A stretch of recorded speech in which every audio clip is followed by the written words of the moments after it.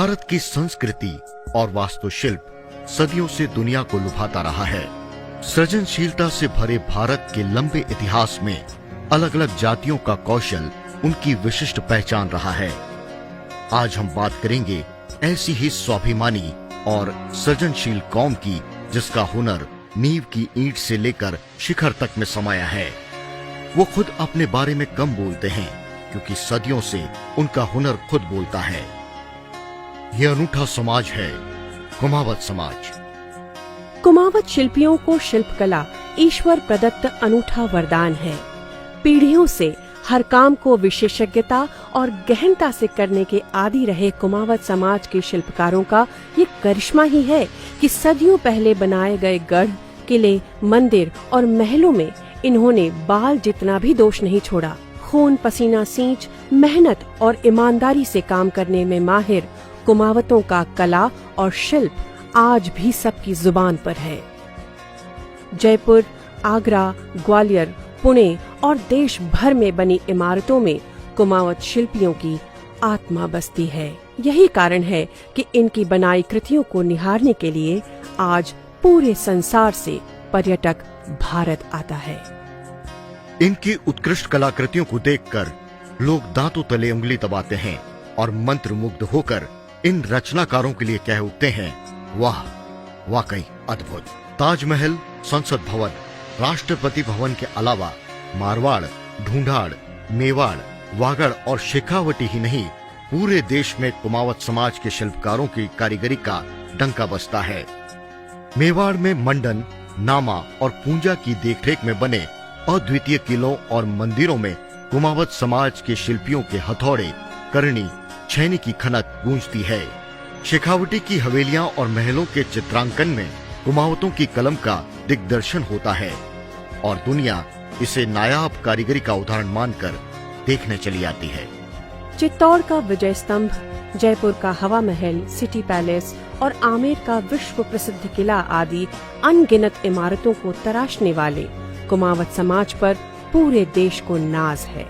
राजस्थान के मारवाड़, मेवाड़, वागड़, हाड़ौती, शेखावाटी और ढूंढाड़ के अलावा कुमावत समाज के लोग गांव, ढाणियों और शहरों में रचे बसे हैं। ईमानदारी, कर्तव्य निष्ठा, सच्चाई तो जैसे इन शिल्पियों का जीवन दर्शन है। इनकी कला से सजा हमारा राजस्थान, जिसके कण कण में इनकी अनूठी कारीगरी झलकती है। सलाम है इनके योग्य पूर्वजों को जिन्होंने इस धरती माता का अनूठा श्रृंगार किया। धन्य है इनकी माताएं जिन्होंने इन्हें ईमानदारी का पाठ पढ़ाया। यही कारण है कि आज भी लोगों को कुमावत कारीगरों पर ही भरोसा है। लाला कैकटिया ने ही तो इस गुलाबी नगरी का मानचित्र बनाया था। अष्टसिद्धि नवनिधि के आधार पर बसाए इस जयपुर के निर्माण में बाल जितना भी दोष नहीं छोड़ा। राजस्थान को खूबसूरत बनाने वाले शिल्पियों को वास्तुशास्त्र और भवन निर्माण का ईश्वर प्रदत्त ज्ञान है। देश की राजधानी दिल्ली में तो कुमावत शिल्पियों का जलवा रहा है। रायसीना हिल्स, जयपुर हाउस की नेशनल आर्ट गैलरी और न जाने क्या क्या बना दिया इनके पूर्वजों ने। इनकी साधना भी उच्च श्रेणी की है। चाहे कुछ भी हो जाए, काम में दोष और ओलमा नहीं रहता।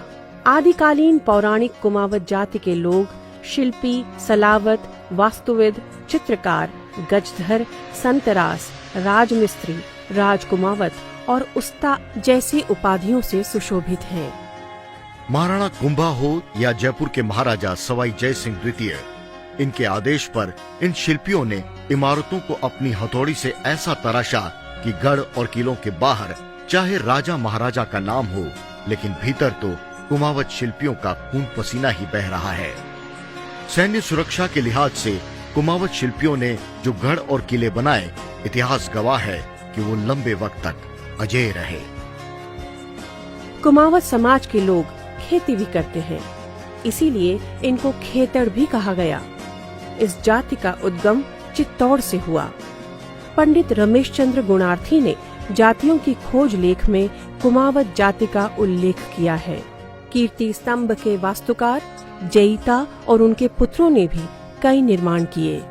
चित्तौड़ का विजय स्तंभ, जिसे कीर्ति स्तंभ भी कहा जाता है, इसे बनाने में कुमावत समाज के कुशल शिल्पकारों का ही हुनर था। मेवाड़ नरेश राणा कुंभा ने महमूद खिलजी के नेतृत्व वाली मालवा की सेना पर सारंगपुर की लड़ाई में विजय हासिल की। इसी विजय के प्रतीक स्वरूप विजय स्तंभ बनाने का आदेश दिया गया। सन 1440 से 1448 तक हुए निर्माण कार्य के बाद राणा कुंभा इस कृति से इतने प्रभावित हुए कि उन्होंने स्तंभ के वास्तुशिल्पी को सकल वास्तु विशारद की उपाधि दी। इन शिल्पकारों के सम्मान में आयोजित भव्य कार्यक्रम में राणा कुंभा ने सलावत, वास्तुविद, चित्रकार, गजधर, संतरास, राजमिस्त्री जैसी अलग अलग उपाधियों से नवाजे जाने वाले शिल्पकारों को एक नई उपाधि देते हुए कहा, हे कुमावतों, आपकी कला अद्भुत है, आप लोग धन्य हैं। अपनी कला के बदौलत पहचान बनाने वाले कारीगरों को उस दिन कुमावत के रूप में एक नई पहचान मिली।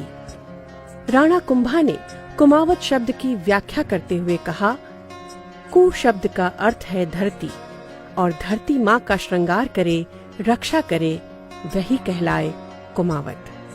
पूना के बैरिस्टर गणपतराव भिवाजी बैताड़े की मराठी पुस्तक आमची जाति में कुमावत समाज का उल्लेख किया गया है। उन्होंने लिखा कि महाराणा कुंभा ने कीर्ति स्तंभ बनाने के बाद सलावट आदि वास्तुकारों को कुमावत उपाधि से नवाजा। शिलालेख के अनुसार वो चैत्र सुदी अष्टमी थी। अगले दिन रामनवमी का पावन दिन था, लिहाजा कुमावत जाति अपना उद्गम रामनवमी से ही मनाती है। महाराणा कुंभा के मन में कुमावत समाज के शिल्पकारों के प्रति अटूट विश्वास था। इसीलिए 15वीं शताब्दी में कुमावत समाज के हुनरमंद शिल्पकारों को ही कुंभलगढ़ किले के निर्माण की जिम्मेदारी दी। कुमावत समाज के महान शिल्पी खेता के पुत्र मंडन उस समय के मेवाड़ के राजशिल्पी थे। उन्होंने इसका मानचित्र तैयार किया और अपनी देखरेख में इस अद्भुत किले का निर्माण किया। इस किले के गढ़ रूपी परकोटे पर एक साथ 4 घुड़सवार दौड़ सकते हैं। चीन की दीवार की तर्ज पर 36 किलोमीटर लंबे मजबूत परकोटे ने इसे अभेद्य बनाए रखा। इस गढ़ के निर्माण में जेता पुत्र पूजा, नाथा, गोविंद, तेजा, गेंदा, लाला आदि राज मिस्त्रियों का योगदान रहा था। मंडन वास्तुशास्त्र के प्रसिद्ध ज्ञानी थे, जिन्होंने कई ग्रंथ लिखे, जिनमें एक ग्रंथ राजवल्लभ बहुत प्रसिद्ध है। कुमावत समाज की भवन निर्माण शैली जग जाहिर रही है। वास्तु के महापंडित मंडन खनारिया महाराणा कुंभा के राजशिल्पी थे। इनके वंशज चित्तौड़ के सलावट मोहल्ले में निवास करते हैं। मंडन ने 9 ग्रंथों की रचना की, जिनमें देवता मूर्ति, प्रसाद मंडन, वास्तुशास्त्र, रूप मंडन आदि शामिल हैं। मंडन के पुत्र नाथा भी विद्वान थे। उन्होंने वास्तु मंजरी ग्रंथ लिखा। गोविंद ने 3 ग्रंथों में यथा कलानिधि, उद्धार धारिणी, दीपिका जैसी महत्वपूर्ण सामग्रियां लिखी, जबकि शिल्पकार ईश्वर का आमेर दुर्ग के निर्माण में अभूतपूर्व योगदान रहा। उदयपुर संग्रहालय में सुरक्षित एक 71 गज के लेख में ईश्वर के पुत्र छीतर का उल्लेख है। यही खेता खनारिया के 2 पुत्र मंडन और नाथा मंडन हैं।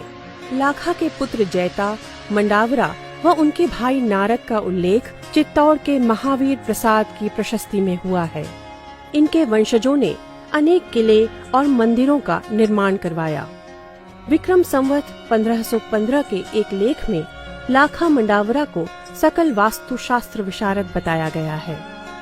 जैता के पुत्रों में नापा, यामा, पुंजा, भूमि, चुथी व बलराज थे। संवत 1538 में प्रकाशित मूर्ति लेख में शिल्पकार सिंहा ने शांतिनाथ जी की मूर्ति बनाई थी। विक्रम संवत 1587 के लेख में मंदिर के जीर्णोद्धार का भी वर्णन है।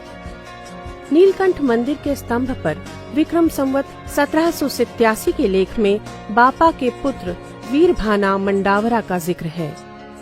संवत 1832, 1833 व 1839 के लेखों में गजधर शिल्पकारों के नाम के आगे सलावट लिखा है। चित्तौड़गढ़ के किले को बनाने में कुमावत जाति के वास्तुशास्त्रियों का बड़ा योगदान मिलता है। उदयपुर के एकलिंगजी परिसर में 108 मंदिरों का निर्माण महाराणा मोकल के समय राजशिल्पी खेता खनारिया की देखरेख में हुआ। महात्म के श्लोक में लिखा है, यहाँ पर शिल्पियों ने अद्भुत तोरण द्वार बनवाया। इसके निर्माण में पामा और नापा खनारिया के नाम का उल्लेख मिलता है। महाराणा मोकल ने राजशिल्पी खेता खनरिया को सकल कलाधर की उपाधि प्रदान की थी। रणकपुर जैन मंदिर को सेठ धन्ना शाह ने बनवाया और इसे डिजाइन किया देपा देपाक ने। सन 1335 में निर्माण कार्य इसका शुरू हुआ और पूरा होने में 65 साल लग गए। शिल्पी दीपा के अलावा जेता मंडन, करनाल, रत्ना, धन्ना व इनके वंशज जैसा व जावे का भी अभूतपूर्व योगदान रहा। फालना के पास दीपा गांव में यह शिल्पी मेहरावड़ा गोत्र के कुमावत शिल्पी थे। रत्ना सारडीवाल व जेता मंडन खनारिया गोत्र के थे। चित्तौड़ में किशनलाल जी व चतुर्भुज खनारिया शिल्पी मंडन खानदान के उच्च कोटि के वास्तुशिल्पी थे। ढूंढाड़ के गुमनाम वास्तुशिल्पियों ने आमेर नरेश जयसिंह प्रथम के आदेश पर ताजमहल का निर्माण करवाया। शाहजहां ने 6 जून 1631 को आदेश दिया कि ताजमहल निर्माण आमेर के राजाओं की आगरा स्थित हवेलियों की जगह पर होगा। बादशाह शाहजहां आमेर महल के निर्माण से प्रभावित थे। ऐसे में उन्होंने ताजमहल बनाने के लिए ढूंढाड़ के कारीगरों को मांगा। 21 जून 1632 को योग्य वास्तुकारों को मकराना में मौजूद मुगल अधिकारियों के पास भेजने के लिए लिखा गया। ढूंढाड़ से करीब 20,000 शिल्प पारखी भेजे गए, जिन्होंने 20 वर्ष में विश्व के